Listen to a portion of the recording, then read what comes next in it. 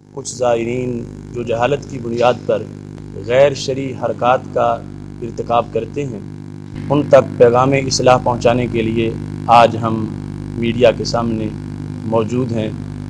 میں مشکور ہوں آپ تمام حضرات کا کہ آپ نے اپنا بڑا قیمتی ٹائم ہمیں دیا ہے۔ آپ کے سامنے اس وقت میری دائیں جانب اسی جامعہ نعیمیہ کے ناظم اعلیٰ اور ہمارے شہید قائد حضرت ڈاکٹر سرفراز احمد نعیمی شہید رحمہ اللہ تعالیٰ کے لخت جگر حضرت مولانا ڈاکٹر راغب حسین نعیمی صاحب تشریف فرما ہیں، اور بائیں جانب ملک کی عظیم درسگاہ جامعہ نظامیہ رضویہ لوہاری گیٹ لاہور کے شیخ الحدیث اور ہزاروں شاگردوں کے استاد حضرت مولانا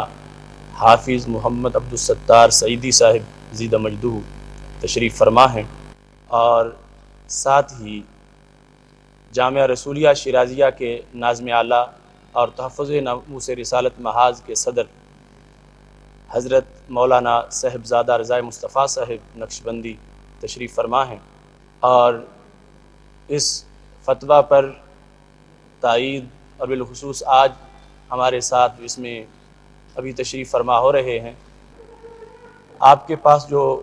پرنٹڈ میٹر موجود ہے اس میں اس فتویٰ پر ملک کی اہم شخصیات کے دستخط موجود ہیں، بالخصوص تنظیم المدارس اہل سنت پاکستان کے صدر حضرت علامہ مولانا مفتی محمد منیب الرحمن نعیمی صاحب زیدہ مجدہ اور حضرت علامہ ڈاکٹر مفتی غلام سرور قادری صاحب زیدہ مجدہ اور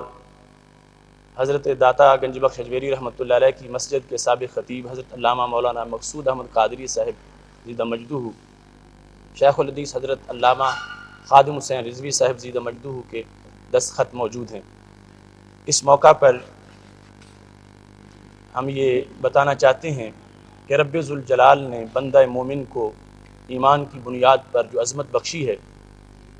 اس کی حیثیت کو زندگی میں بھی پیش نظر رکھا جاتا ہے، اور بعد از وصال بھی مومن کے ایمان کی بنیاد پر اس کی عزت و تکریم کی جاتی ہے، خواہ وہ معاملہ غسل اور تکفین کا ہو یا جنازہ و تدفین کا ہو۔ ہر مومن ہر مقام پر ایمان کی بنیاد پر مومن کی عزت و تکریم ہوتی ہے، یہاں تک کہ جس وقت اس کو دفن کر دیا جاتا ہے، جو اس کی آخری آرام گاہ ہوتی ہے جسے قبر سے تعبیر کیا جاتا ہے، اس کے بارے میں بھی شریعت مطہرہ نے یہ حکم دیا ہے۔ مستدرک للحاکم میں یہ حدیث شریف موجود ہے کہ جب رسول اللہ صلی اللہ علیہ وسلم نے ایک شخص کو دیکھا کہ وہ قبر پر بیٹھ رہا ہے، فرمایا لا تؤذی صاحب القبر، قبر والے کو تکلیف مت دو۔ دوسرے مقام پر ابن ماجہ شریف میں یہ حدیث شریف موجود ہے کہ رسول اللہ صلی اللہ علیہ وسلم نے فرمایا اگر تمہارا قدم انگارے پہ آ جائے جو تمہیں جلا دے، وہ اچھا ہے اس سے کہ تمہارا قدم کسی قبر پہ آئے۔ اس سے پتہ چلتا ہے کہ مومن جہاں دفن ہوتا ہے اس مقام کی بڑی عزت ہے اور بڑا احترام، اور ساتھ ہی یہ اصحاب جن کو مقبولان بارگاہ عزتی کہا جاتا ہے، جو اولیاء کرام علیہم الرحمہ ہیں، ان کی قبور اور مراکز تو بالخصوص عام مومنین سے کہیں زیادہ مرتبہ و مقام رکھتے ہیں، اور جو حدیث شریف میں روضۃ من ریاض الجنہ کے الفاظ موجود ہیں کہ مومن جو صاحب ایمان کامل درجے کا ہوتا ہے تو اس کی قبر جنت کے باغوں میں سے باغ ہوتی ہے۔ اس بنیاد پر شریعت مطہرہ میں مراکز اولیاء کو، مزارات کو نہایت متبرک قرار دیا گیا ہے، اور امت کی پوری عمر میں ہر صدی میں یہ عقیدہ موجود رہا ہے کہ لوگ مزارات پر حاضری دیتے رہے ہیں اور ان سے برکت کے حصول کے لیے وہاں جاتے رہے۔ ہمارے ہاں جتنی بھی محدثین کی کتابیں رائج ہیں، ان کے اساتذہ کا یہ عمل ہمارے پاس ریکارڈ میں موجود ہے، جو تفصیلی فتویٰ میں نے حوالہ جات ذکر کیے ہیں کہ وہ حضرت امام ابو بکر بن خزیمہ انہوں نے حضرت امام علی رضا رحمۃ اللہ علیہ کی قبر پر حاضری دی اور وہاں جا کے تواضع اور تضرع کا انداز اختیار کیا۔ ہمارے ہاں کتاب الثقات ہے جس سے راویوں کے ثقہ یا ضعیف ہونے کے احوال تلاش کیے جاتے ہیں، اس کی 5ویں جلد میں جو مصنف ہیں کتاب الثقات کے، انہوں نے جو اپنے عہد کے بہت بڑے امام حدیث تھے، انہوں نے ابن حبان بستی نے یہ ذکر کیا ہے کہ میں جب طوس میں رہتا تھا اس دوران مجھے جتنی بھی مصیبتیں آئی ہیں ہر موقع پر میں امام علی رضا رحمۃ اللہ علیہ کی قبر پہ گیا ہوں، جا کے میں نے دعا مانگی ہے اور ہر جگہ ہر وقت میری مشکل حل ہوئی ہے۔ کہتے ہیں ھذا شیء جربتہ مرارا، یہ ایسی چیز ہے کہ جس کا میں نے کئی مرتبہ تجربہ کیا ہے، کوئی ایک موقع بھی ایسا نہیں ہے کہ میں وہاں جا کر میں نے دعا مانگی ہو اور میری دعا قبول نہ ہوئی ہو۔ یہ کتاب الثقات کی 5ویں جلد میں تفصیلی فتویٰ میں اس کا حوالہ بھی موجود ہے۔ اس لیے ہم یہ سمجھتے ہیں کہ مزارات اولیاء پر جانا، حاضری دینا، وہاں سلام کہنا، دعا مانگنا، برکت کے لیے وہاں جانا، اس میں کوئی شرعی طور پر تردد نہیں ہے، بلکہ اس سے بڑے فوائد حاصل ہوتے ہیں۔ لیکن وہاں جا کر خرافات کا ارتکاب کرنا، یہ ہرگز شریعت مطہرہ میں اس کی کوئی گنجائش نہیں ہے۔ جتنا بڑا کسی مقام کا تقدس ہوتا ہے، اتنی بڑی اس کی عزت اور احترام کے تقاضے بھی ہوتے ہیں۔ عام مومن کی قبر کا عام انداز ہے، لیکن اللہ کے خاص بندوں کی جو مزارات ہیں ان کے لیے بطور خاص وہاں خصوصی اہتمام ہونا چاہیے۔ وہاں موجودہ حالات میں بعض مقامات پر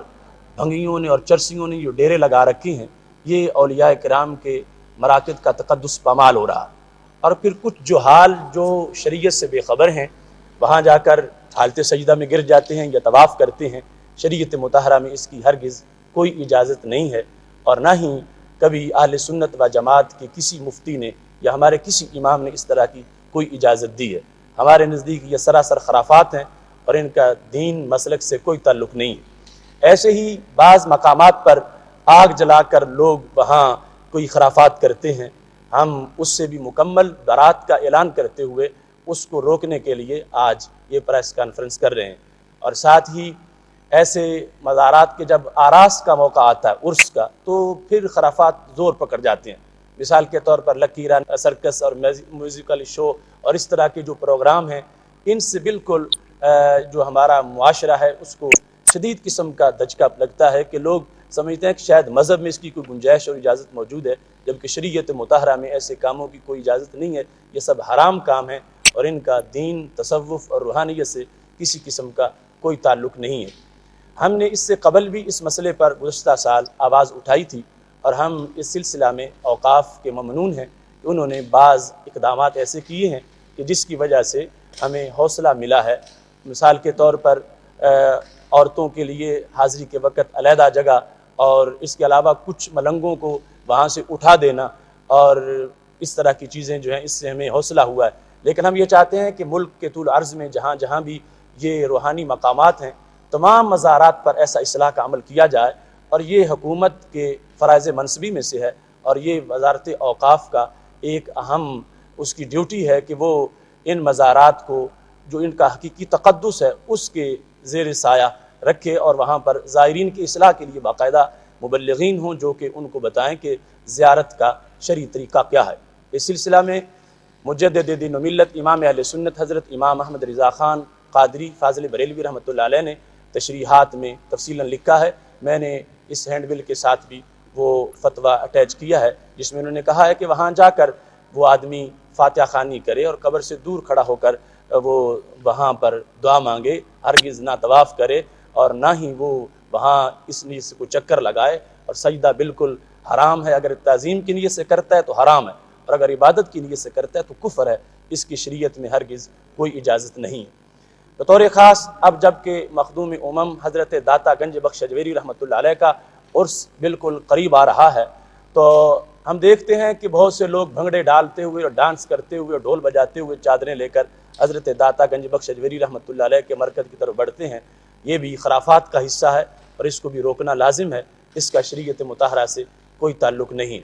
دور دراز سے آنے والے ان لوگوں کی اصلاح کے لیے ہم آپ کی خدمت حاصل کر رہے ہیں کہ ان تک یہ پیغام پہنچایا جائے، اور اس کے بعد حکومت کی یہ ذمہ داری ہے کہ وہ بھی اپنی طرف سے ایسے اشتہارات، اعلانات کرے کہ اس طریقے سے زیارت کی طرف کوئی نہ آئے، بلکہ باوضو ہو کر باادب سر ڈھانپ کے وہ پہنچے، اور وہاں پر عرس کے موقع پر جو تقاریب ہوتی ہیں ان میں بھی زیادہ سے زیادہ مقصدیت ہونی چاہیے، تاکہ شرعی امور کو بیان کیا جائے اور لوگوں کے سامنے دین کے جو احکام ہیں ان کی ترویج و اشاعت کی جائے۔ اس موقع پر مزارات کے ساتھ جو منسلک سجادگان ہیں، میں سمجھتا ہوں کہ وہ بھی اس امر سے بے خبر نہیں ہیں، اور بہت سے ایسے سجادہ نشین ہیں جو باقاعدہ اصلاح کے اس عمل کی طرف متوجہ ہو چکے ہیں۔ علماء کرام بھی اصلاح کر رہے ہیں، اور ہم یہ سمجھتے ہیں کہ تصوف کے تمام جو سلسلے ہیں وہ سارے کے سارے اس بات پر متفق ہیں کہ کسی طرح بھی کسی قبر کا طواف کرنا اور وہاں سجدے کرنا یہ ہرگز ناجائز ہے، اور اس کی کوئی شرعی حیثیت کسی لحاظ سے جواز کی نہیں بنتی۔ یہ حرام ہے، اور عبادت کی وجہ سے اگر کوئی کرے گا تو کفر ہے۔ ہم اس اپنی تحریک میں اپنے کاز کو بیان کرتے ہوئے سمجھتے ہیں کہ اہل سنت و جماعت کا یہ اتفاقی موقف ہے، اور اس میں پیران طریقت اور مفتیان کرام اور مختلف اصحاب فکر و دانش وہ ہمارے ساتھ ہیں۔ انشاءاللہ ہم کوشش کریں گے مختلف شہروں میں ایسے پروگرام کیے جائیں تاکہ شرعی نقطہ نظر ان احباب تک پہنچایا جائے۔ چونکہ میرے ساتھ بڑے بڑے ارباب علم و دانش بیٹھے ہیں جو میرے اساتذہ کی طرح ہیں، تو میں اپنی گفتگو طویل نہیں کرتا۔ میں چاہوں گا کہ شیخ الحدیث حضرت علامہ مولانا مفتی محمد عبدالستار سعیدی صاحب زیدہ مجدہ اپنے خیالات کا اظہار فرمائیں، اور اس طرح تاکہ ہم سب مستفید ہو سکیں۔ بسم اللہ الرحمن الرحیم۔ ڈاکٹر صاحب قبلہ نے اختصار کے ساتھ بڑی جامعیت کے ساتھ کامل رہنمائی دے دی ہے۔ اب ضرورت اس پر عمل درآمد کرانے کے لیے گورنمنٹ کے اقدامات کی ہے۔ میں اس میں صرف ایک امر کا اضافہ کروں گا۔ ہمارے ہاں یہ غلط فہمی پائی جاتی ہے کہ جس طرح کوئی شخص مر جائے، اس کی ملکیت میں جو جائیداد ہوتی ہے، کوٹھی ہو، زمینیں ہوں، مال ہو، نقدی ہو، وہ اس کے وارثوں کی طرف منتقل ہوتی ہے بطور میراث۔ مگر روحانیت، طریقت، ولایت یہ کوئی موروثی شے نہیں ہے۔ ہمارے ہاں یہ سمجھا جاتا ہے کہ اگر کوئی بزرگ فوت ہو جائیں تو ضرور اس کا بیٹا ان کا جانشین ہوتا ہے، اس کی دستار بندی کی جاتی ہے اور جانشین قرار دیا جاتا ہے، اگرچہ وہ اس معیار پر پورا نہ اترتا ہو جو رشد و ہدایت کے لیے ایک کامل مرشد اور رہنما کے لیے ضروری ہے۔ اس رسم کو بھی ختم ہونا چاہیے۔ یہ کوئی وراثت جاری ہونے والی شے نہیں ہے۔ اللہ رب العزت ہمیں سوجھ بوجھ عطا فرمائے اور اسلامی احکامات پر عمل پیرا ہونے اور سختی سے نبی پاک کی سنتوں کو اپنانے کی توفیق